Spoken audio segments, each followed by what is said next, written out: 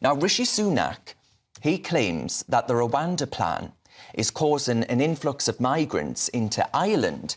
And he says that shows that the deterrent effect of his Rwanda plan is actually working. The Deputy Irish Premier, Michael Martin, says that the UK's asylum policy is actually driving migrants in fear of being deported to Rwanda across the border from Northern Ireland into the Republic. Now, meanwhile, there have been protests in Newtown, Mount Kennedy, where 160 asylum seekers living in tents in Dublin are due to be moved to. We're going to go live to Dublin now and join our reporter, Dougie Beattie, who's got the latest. Dougie, thank you very much for your time, as ever. How serious are these protests and how much pressure is the Irish government now under? Well, the Irish government has put itself under huge pressure by actually sending the riot squad in, and the locals from Newtown were sprayed with pepper spray. Now, that sounds, well, it could have been anybody, but Newtown, Mount Kennedy is, I mean, the average house price there is about €300,000. Some of them are as much as 5.2 million euros. So it is not what you would say is your average right-wingers. They are a very liberal community. It is a beautiful place to live. It's right in the Wicklow Mountains. And this morning I was blown away by the amount of people that stopped their cars and told us how welcome we were there. It was great that the truth was going to be told, because what has happened, and we have came to Dublin to actually film those tented villages, and we're going to go a bit further up towards the north for some of those there. But when we got there, we thought better of getting out and filming it at that stage, because these migrants have came in. I mean, how many migrants are now in Ireland? Well, there's over 1 million more in just 10 years. And that's because we have a non-contribution welfare system, and that's the same as Great Britain. So you can come over here and get lots of welfare benefits. But how many of them have came over because of the Rwanda deal that went through last week? I would very much doubt that that is really in the mix. I think that's a bit of Rishi trying to justify the Rwanda bill, and it's also Micheál Martin, the Taoiseach, really trying to say, well, it's not our fault. But when you turn security forces on middle-class, liberal, very well-off people, and, you know, that changes the playing field for everyone that's there. And this has been going on for years in Dublin. The last 2 years I've been reporting on it, and that has been in and around areas such as the East Wall, Finglas, Ballymun, and they're very much working class areas. But these areas have not got the resources or infrastructure for taking so many more people. I mean, that convent or former home that has been turned into an immigration centre in Newtown is right about 3 miles out of the main village, and there is nothing but fields around it.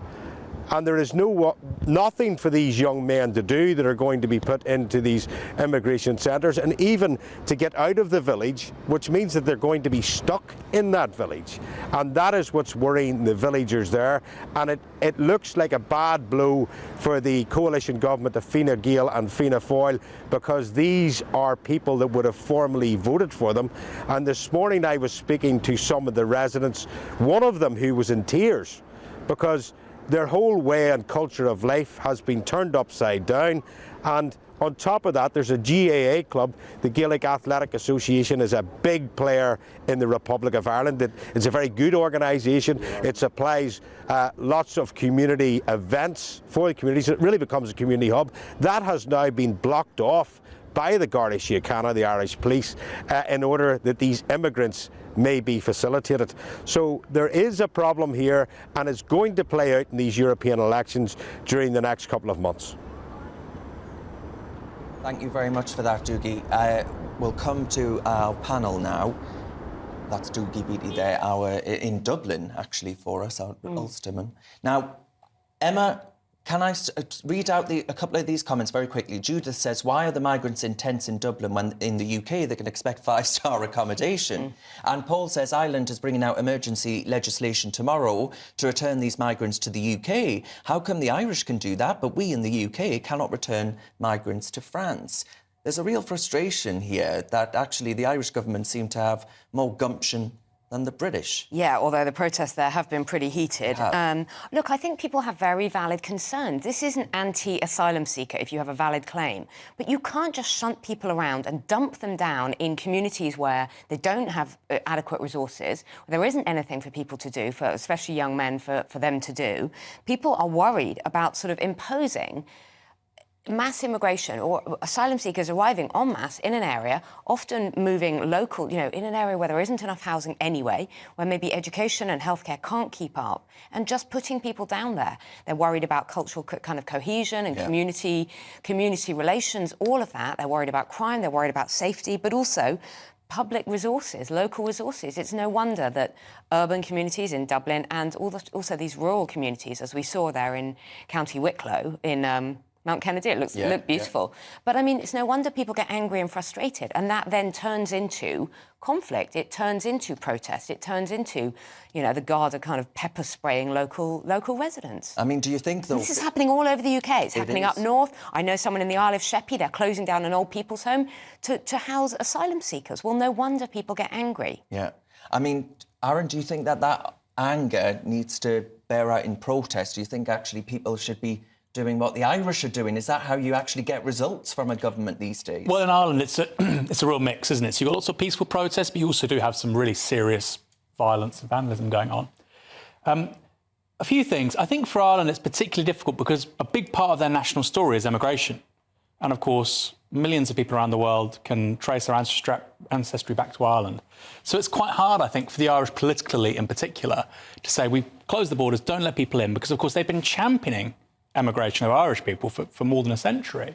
That's the first point. So I think it's uniquely a sort of psychological problem, if you will, for the Irish nation in a way that it might not be for Britain or for France. They've pitched themselves. Part of their thing about being the good guys of Europe is how open they are because they've experienced destitution, poverty, the Irish famine, etc. So it's politically quite difficult for them now.